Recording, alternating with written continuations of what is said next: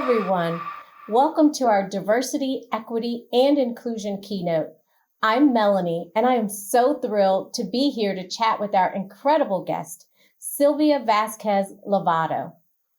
We're connecting with Silvia on her journey of resilience and impact as she became the first openly gay woman to climb the highest mountains on all 7 continents. That's right.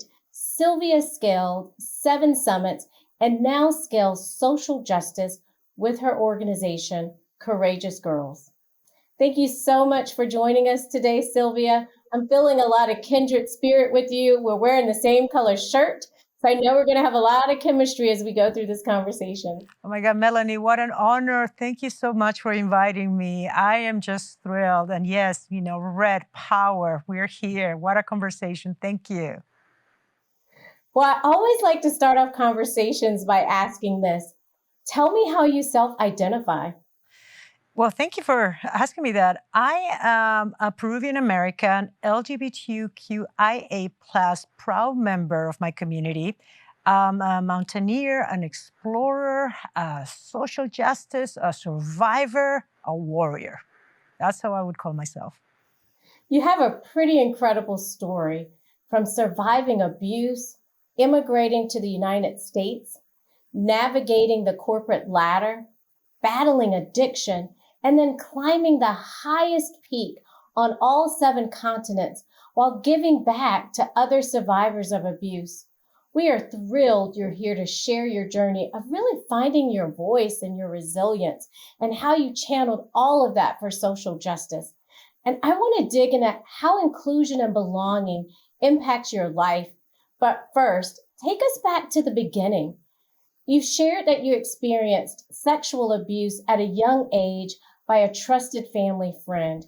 You left Peru and came to the States, escaping that abuse. Can you share with us more about how this experience impacted your life and how it affected your sense of belonging? Yes, thank you, Melonie. Unfortunately, I'm part of a very sad statistic. 1 in 3 women around the world will have to experience some kind of sexual violence. And for me to go through that experience at such an early age, it took away the innocence and the joy of being a little girl. I think it took away my part of belonging to being a normal girl. And unfortunately, just like most victims and survivors, I blame myself. And by doing that, I even took away feeling that I was part of something, of feeling that I was part of normality. And so I remember all I wanted to do was to really run away or escape. And so when the opportunity came for me to come to the US on a scholarship, it was equivalent as of I have a chance to restart my life all over again, completely let go of my past. I was so ashamed of my past. I couldn't even see myself as a little girl. And there is a really powerful photo that I came across, I think, after one of my eviction notices. And there was it was me at age 6 years old. I was wearing a turquoise tracksuit, 2 little ponytails. I was around 6 years old. I had a smirk, and I was so mad at this photo. I really wanted to destroy the image. I only felt pity for that girl.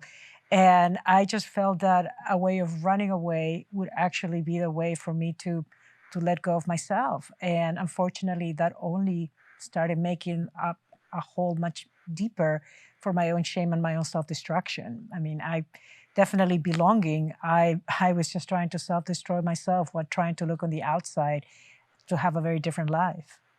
I hear you. Let's dig deeper into that. If you don't feel like you belong even to yourself, how can you belong anywhere? I mean, that resonates so much with me.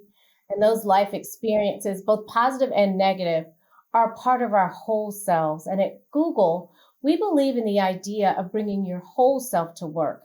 And we recognize that whole selves are made of so many layers, from how someone identifies, which is really informed by what they've experienced.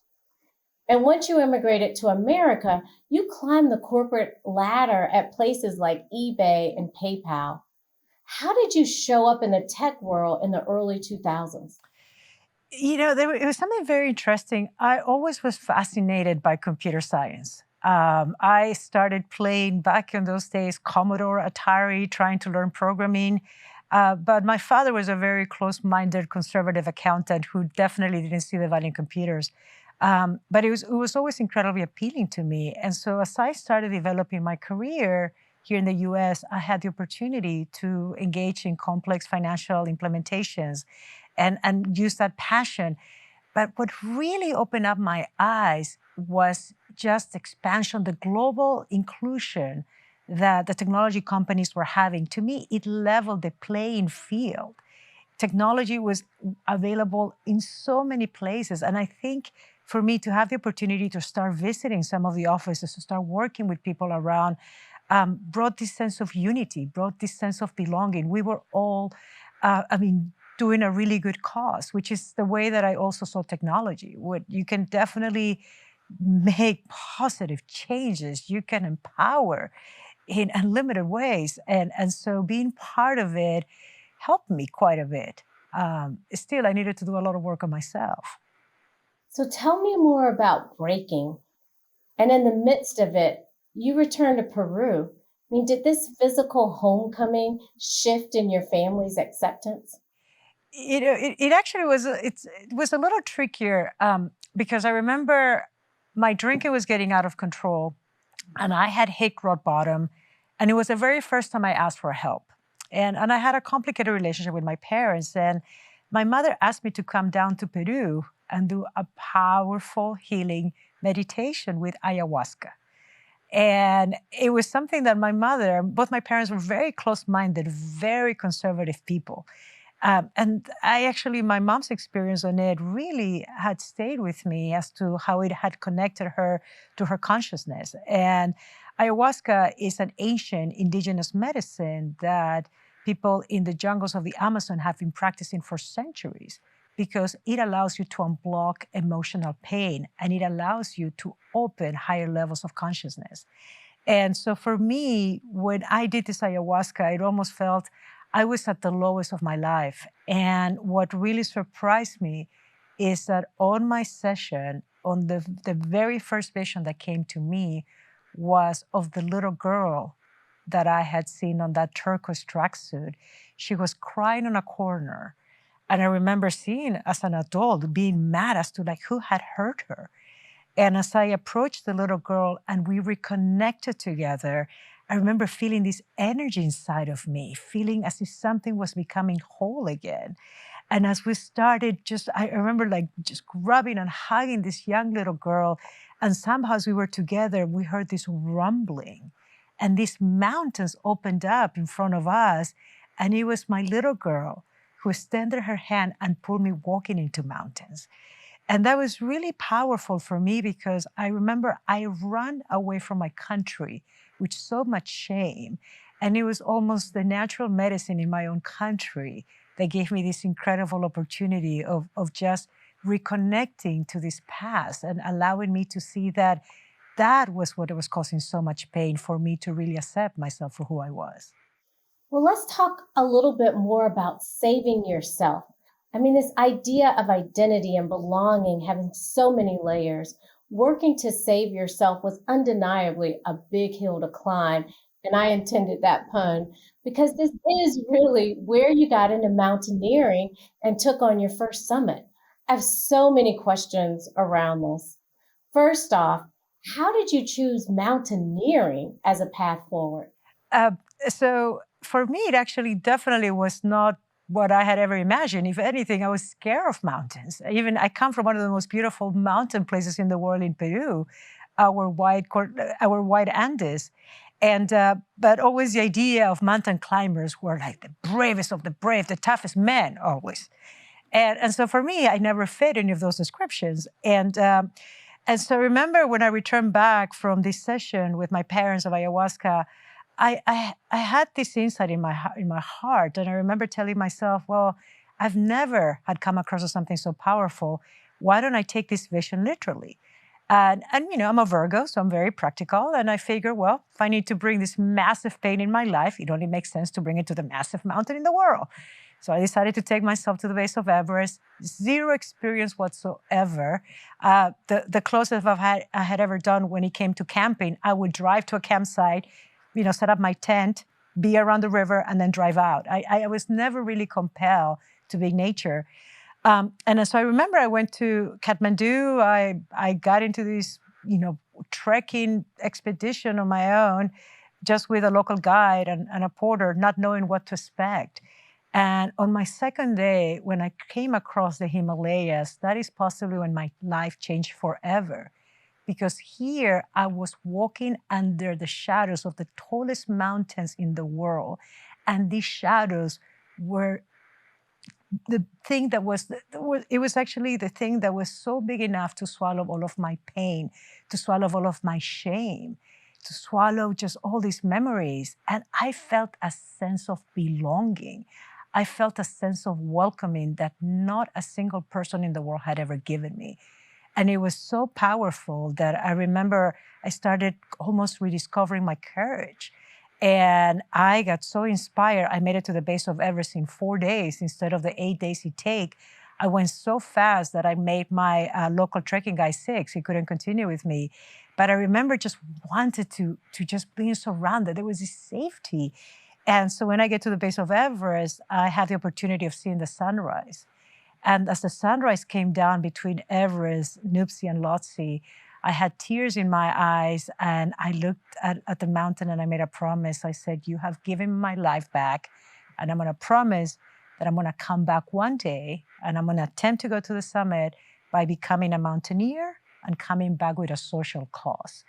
And so that was the start of this journey. Though what was very unique is that at that moment, I also heard that the local name for Everest in Tibetan is Chomolungma, which means mother of the world.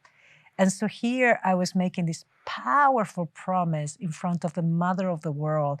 And it kind of also looked scary. And so it was actually what really inspired me to become a mountaineer. And that's when I told myself, well, if I want to come back, why don't I try to do this thing called the 7 Summits?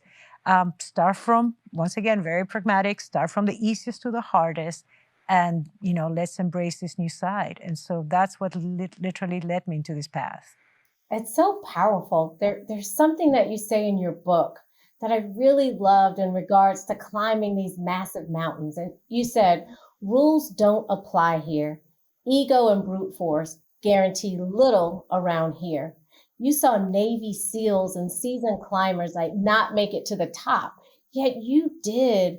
What was it about that sense of a level playing field that impacted your healing process? Wow, it's a great question, Melanie. I feel that for me is the way that possibly I looked at mountains. I wasn't there to conquer. I wasn't there to impose. If anything, I've developed allergies whenever people tell me, you've conquered Everest. I'm like, no. I mean, who are we to say that? I mean, just look at our ego on that degree. These mountains have been in existence for millions of years, and they're going to be here even when we're gone. And so the way that I always had my relationship with nature and mountains was very much of a lot of respect. I treated it like my temple. I felt they gave me the space to be vulnerable, to be all of myself.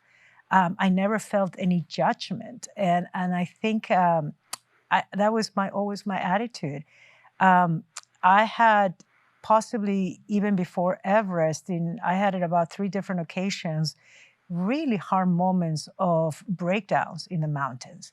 I had to surrender. And so being in these spaces, I think just showed me that, the attitude, the ego, it can only take you so far. And I think having the attitude of just selflessness, of respect, of trying to be in commune with nature is literally what I think allowed me these opportunities. I always had the highest respect. Every single day I was on my expedition in Everest, I would go spend time in front of the altar. We had a little puja altar, and I will give gratitude for just having an extra day. I never took it for granted, and definitely even didn't think I was going to be that lucky to make it to the top of the very first. But it showed me that, the ego the noise is just simple noise, which, and that's one of the things that I love about having these experiences in the mountain world, because it applies anywhere.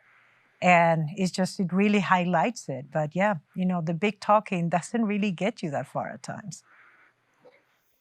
The mountains gave you a sense of belonging. That's what I'm hearing you say. I mean, at one point, you asked yourself if perhaps the drive to climb was to literally fall over the edge and end it all. Like, where on this path of summiting did you feel you turned a corner away from thinking about dying to really thinking about living? It was actually during our final push to the summit. We had to climb the mountain, almost have 3 rotations to get acclimated, to get the right comfort zone. And it was on our final push. We were moving, I think we were on our 3rd day, and we were moving from Camp 2 to about Camp 3. We were getting closer to around 24,000 feet. And unexpectedly, we come across a horrible storm. One that actually almost kills all of us. It was possibly one of the worst situations that I've ever found myself. And I felt my mortality. And I remember crawling to get inside my tent. I was alone. Our team had dispersed. And I remember just having this blockage. And it was that possibly experience that allowed me to feel that I wanted to live, that I wasn't ready, that, this wasn't so much of a suicide mission for me. It was more about, I had given appreciation for the experience that I had had, for the beauty of the sights that I had seen, but I really had this willingness to really wanted to stay alive. And I think that was pivotal. I mean, I kind of remember telling myself, yeah, this has been a messy life and I still want to be around. And I was ready to quit. I at that point, I remember telling myself, I want to live and I don't think I can do this. I mean, I don't think I can continue forward. I was just too scared. And one of my female guides came inside. And as I was telling her, I can't go any further. I love my life. I really want to be able to stay alive. She told me, like, Silvia, you have it in you. We're going to go together. I was able to actually be vulnerable to her, express my emotion. I remember telling her, like, God, I'm afraid. I've had all this fear. I kind of started feeling vertigo. And she normalized it. She said, listen, this is something that happens. It's okay. We will have our bad days. You are going to be okay. You have it in you. We're going together. And those words, I think, made me also, it brought me a sense of belonging, that I really had this opportunity of being in this circle with the rest of these climbers to continue going forward. And I think if she might have not said that to me, I possibly would have just left over there. I mean, the power of community is really what I hear you say in terms of that sense of belonging. And at some point in this journey, you got the idea for your nonprofit organization called Courageous Girls, which helps young survivors of sexual abuse overcome their trauma through climbing mountains. Tell us more. Yes. When that very first time when I went to the base of Everest, I had made a promise to come back with a social cause.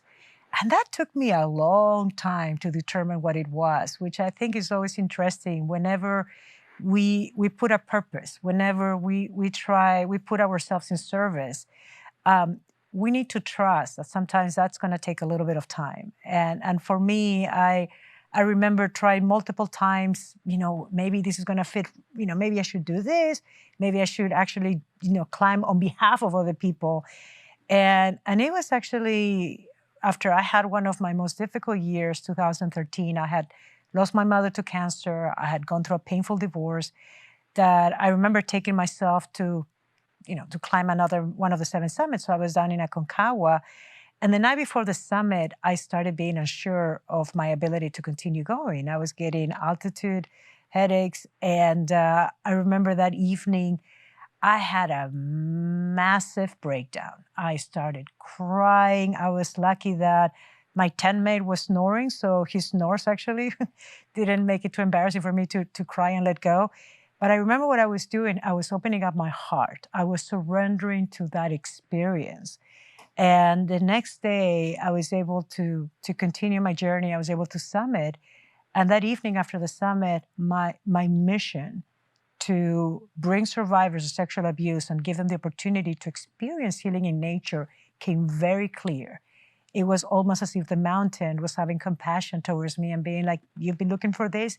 Here it is. I felt I got my orders. And that, made it simple for me. Okay, well, it's going to be a crazy idea to convince people, but it is coming from a sacred place. It's coming from vulnerability. It happened while I was in the mountains. Let's do it. And that's what was so amazing. I mean, it started with inspiration of almost working with these young women, and they kind of became my guinea pigs to see if even they could experience the healing that I did. And the beautiful part is that they did. And that is part of what the journey, I feel that working with them before going for my own journey, climbing Everest, I mean, going through that base camp experience together really opened me up. I mean, it kept me very grounded. It taught me so much. It actually taught me about belonging, about vulnerability in ways that I think it prepared me for the rest of my expedition. I'm really struck by your clarity, and I could truly ask you questions for hours, but we're nearing the end of our session. And so I want to close with one final question. When you think about not only your personal journey, your corporate journey, what are some tips or ways that we can foster a sense of belonging in our communities, especially when considering the many seen and invisible layers of identity that all of us bring? Wow, great question, Melanie. I think my humble advice, it starts with the self. I think, and as you had mentioned, it's one of the ethos for Google, but for us to really being able to look at a mirror and actually really accepting ourselves and having to embrace some of these difficult experiences and maybe we're out of our control. So trying to find ourselves, trying to find that whole side of us is number one. I would say the other part is be open to listen.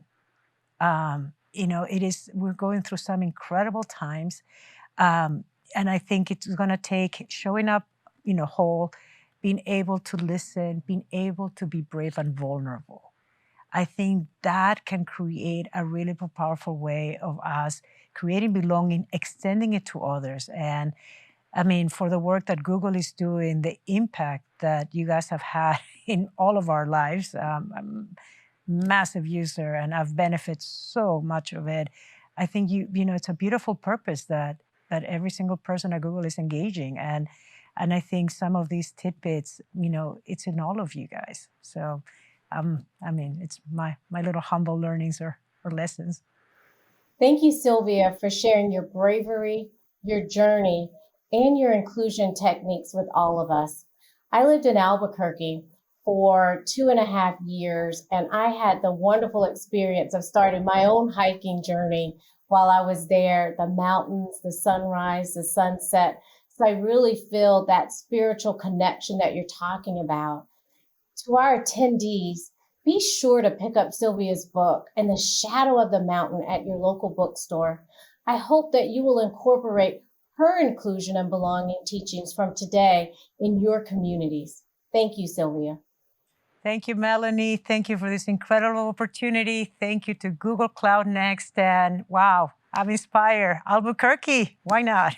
Thank you so much.